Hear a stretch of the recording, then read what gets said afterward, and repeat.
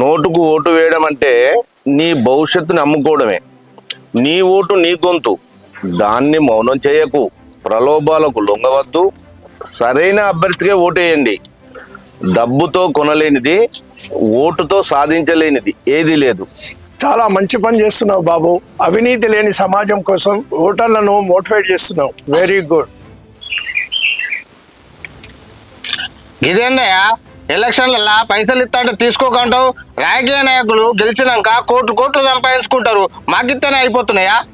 అన్న, ప్రజాస్వామ్యంలో ఓటు అనేది ఒక గుర్తు మాత్రమే కాదు, అది మన భవిష్యత్తు నిర్ణయించే ఒక శక్తివంతమైన ఆయుధం. వందలకు వేలకు ఆశపడి ఓటు వేయడం వల్ల 5 ఏళ్ల పాటు మన అవసరాలను తీర్చే నాయకుల్ని ఎన్నుకోవడంలో మనం కోల్పోతున్నాం. బ్రదర్, మీరు చెప్పింది 100% కరెక్ట్. ఎందుకంటే నేను నా ఇంటి పర్మిషన్ కోసం ఓటు వేసి గెలిపించిన నాయకుడి దగ్గరికి పోయినా నెల రోజులు అవుతుంది, అయినా ఇంతవరకు పని కాదు. నమస్తే, చెప్తాం అన్నగా ఇంటి పర్మిషన్ నెల రోజులు అయితే తిరగబట్టి. తమ్ముడు, గీ పని కోసం నా దగ్గర వస్తావా? నేను చూసుకుంటా తమ్మి, ఇదెంత నీకు ఎందుకు పోవాలని చెప్తాపో. అన్న, నా కులబడని కష్టపడి గెలిపించుకుంటే నా అవసరానికి హాస్పిటల్లో 20 లక్షల రూపాయల ఖర్చు అయితే ఎల్ఓసి కొరకు తన దగ్గరకు పోతే ఉండి కూడా లేననిపించుకుంటూ, ఆనాడు గెలవడం కొరకు ఎనీ టైం ఫోన్ చేసినా కూడా రాత్రైనా పగలైనా కూడా స్పందిస్తాడు. ఇప్పుడు ఉండి కూడా స్పందిస్తలేడు. అన్న నమస్తే. నమస్తే అన్న. మన ఎమ్మెల్యే గారు ఉన్నారన్న? లేడే, బిజినెస్ పని మీద బ్యాంకాక్ పోయిండు. ఓ 10-15 రోజుల దాకా రాడవాలి. పని ఉందా అన్న? ఫోన్ చేస్తే ఫోన్లో ఆడతలేడు, ఇంటికాడ కడితే ఇంటికాడ దొరుకుతలేడు. నాకేమో ఎమర్జెన్సీ ఉంది. ఎట్లా అన్నా మరి ఇప్పుడు? ఏముందే, ఉన్నప్పుడు రాబో. ఎంత అన్న? అన్న, నేను పోయే తోవలు ఎన్నో గుంతలున్నాయి. 10 నిమిషాల తోవకు అర్ధగంట పడుతుంది. నేను 2 సార్లు కింద పడ్డా.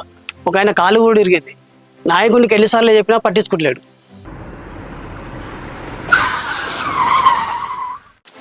అన్న, మా తమ్ముడి కొడుకు కోసం గురుకుల సీట్ కావాలని పోతే నా కళ్ళ ముందట్టే ఫోన్ చేసి డబ్బులు తీసుకొని వేయడం సీట్ ఇప్పించిండు. అన్న, నేను మొన్న ఒకసారి గురుకుల సీట్ గురించి మీకు ఒకసారి చెప్పాను కదా అన్న. నేను ఉన్నా కదా, రేపు రాబోతామ్మి.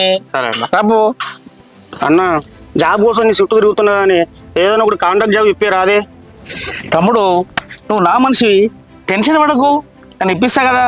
అన్న, ఇంట్లో ఏం పని చేస్తారో తిడుతురు కాదే. నన్ను నమ్ముతామ్మి, ఇప్పిస్తా పో. జాబ్ ఇప్పిస్తా అని చెప్పి ఉన్న జాబ్ వాళ్ళకి ఇచ్చుకొని. సారీ అన్న. ఏమైంది తమ్ముడు, అంత టెన్షన్ పడుతున్నావు? చూసినావు అన్న, ఎలక్షన్లు అప్పుడు మా యూత్ అందరం కలిసి ఆయన గెలిపించుకుంటే జాబ్ అడిగితే జాబ్ లేదంటున్నా. ఉన్న జాబ్ వాళ్ళకి అమ్ముకున్నానన్న, అది నాకు తెలుసు అన్న. అప్పుడు నువ్వు డబ్బు కోసం నీ ఓటును నమ్ముకున్నావు, ఇప్పుడు అదే డబ్బు కోసం అతను జాబ్ నమ్ముకున్నాడు. తేడా ఎక్కడుంది తమ్ముడు? నీలాగే అతను, అతనిలాగే నువ్వు కదా. అందుకే తమ్మి, ఎప్పుడైతే నువ్వు పైసల కోసం నీ ఓటు నమ్ముకున్నావో అప్పుడే నువ్వు ప్రశ్నించే హక్కును కోల్పోయినట్టు లెక్క. సరేనా తమ్ముడు?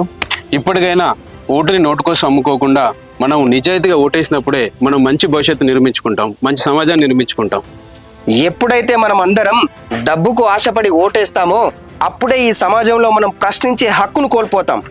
ఎప్పుడు కూడా మనం ఓటుకు నోటుతో మన అభివృద్ధిని బేరం పెట్టొద్దు. ఇక నుంచి నా ఓటు అమ్ముకోను. నాకు కూడా కొన్ని పేపర్లు నేను జనాలను మోటివేషన్ చేస్తా. నిస్వార్థంగా నిజాయితీగా ఓటేసి సరైన నాయకుడిని ఎన్నుకోమని నేను కూడా చెప్తా.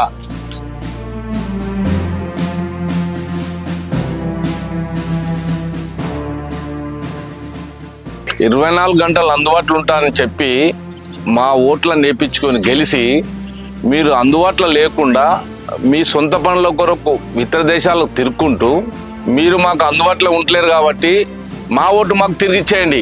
లంచం లేకుండా పని చేసి పెడతా అన్నారు, ఇప్పుడు అదే లంచం లేనిదే పని చేయంటున్నారు. మీరు మాట తప్పారు కాబట్టి మా ఓటు మాకు తిరిగి ఇచ్చేసేయండి. మా పిల్లల గురుకుల సీట్ల కోసం వస్తే మీరు డబ్బులు తీసుకొని వేరే వాళ్ళకి ఇచ్చారు కాబట్టి మా ఓటు తిరిగి మాకు ఇవ్వండి.